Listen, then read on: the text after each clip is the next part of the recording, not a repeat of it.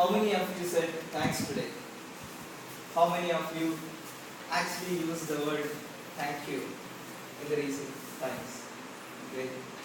And how many of you have talked to your spouse and said, honey, I would like to thank you because you have been with me in all the good and bad times. And how many of you actually talked to your subordinates and said, hey, you have put a lot of hard work, I really appreciate it. You made us the team what we are right now. Good evening, fellow speakers and Mr. Coach. I am going to talk about gratitude, showing gratitude. I will share a Buddhist tale which tells you the importance of sharing gratitude. Once upon a time there lived a huge elephant. It was a white elephant. It was the king of the jungle. It was glowing with silver completely, and it has a huge husk.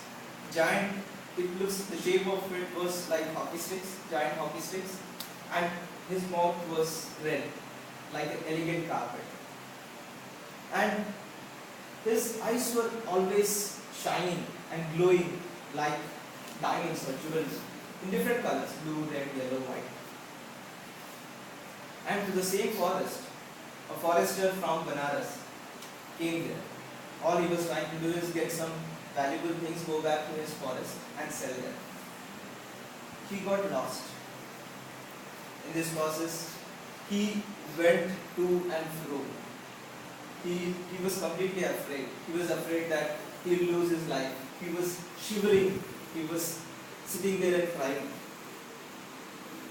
The scene was really odd because he had this long mustache and his toes and his shoes were completely torn, soiled. He was struggling. How will I survive even for one more day? No. The elephant heard the voice. It came through the jungle and it approached the forester. It asked, Dear forester, dear human being, why are you so afraid? Why are you crying? And the human being just explained that, hey, I'm totally lost. My direction is lost and I don't know if I'm going to reach my goal. The elephant said, human being, don't worry. I'll take you to the place where people live. You can get to your home easily. Get onto my back. And the forester climbed. He was riding that glorious animal. He was noting down all the landmarks so that if he wants, he can get back. The elephant dropped him at a place where he can go to his city, and that guy just jumped and ran towards the people who were staying around, and he found the route and went to Banaras. He never even looked back. He never said thank you. In few days, the forester, his thoughts were always on the elephant, the glorious animal with such huge tusks.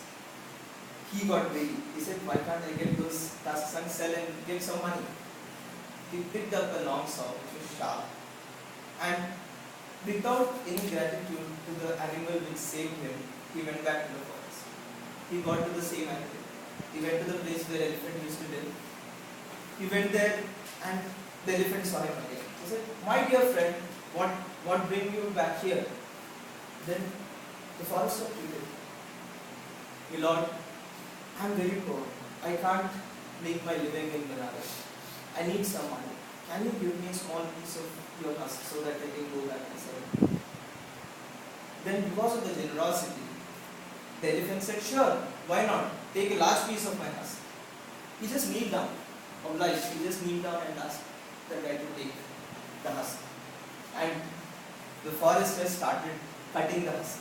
He just went ahead to much larger piece than what probably the elephant has thought. He cut the pieces and put it in the bag and went ahead to his way to Banaras. He didn't even say a thank you again. He went to his home, he sold it, he made money. Now he spent all of it. Now he got greedy again. Hey, all my money is gone, and I remember there was some more ivory left with the elephant. He went back. He went back to the elephant, and the elephant saw him again and asked, what brought you back here? He said, my lord, all the money I made from your ivory, I gave it for my debts. Now I'm still really poor. I can't meet my living. Can you give me some more idea? Perfect generosity never holds anything back. He just obliged again. He just sat up and he said, take whatever is there. Then,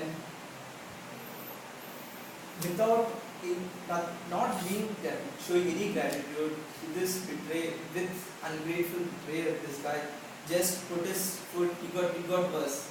He put his foot on the husk and he started cutting it from the root. Even it touched the skull. Some of the flesh got out. The elephant was in terrible pain. He wanted to cry, but he didn't, because he still wanted to help the human being. He took the husk, he put it in the bag and went ahead.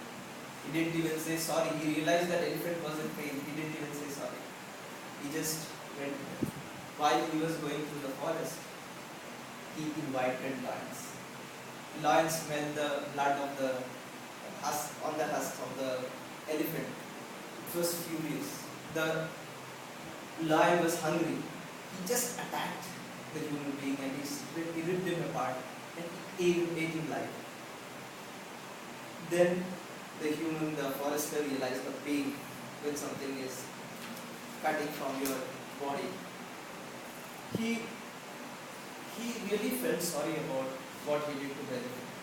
He thought, hey, I should have minimum at least said thank you. I'm sorry about what he did.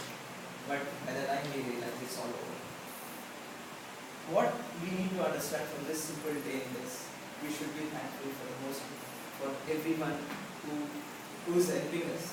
We should show him gratitude, because it may be too late by the time you realize. Let's start it from now, from today. I would say thank you for all of you for being here and listening to my speech that helped me get better. Thank you.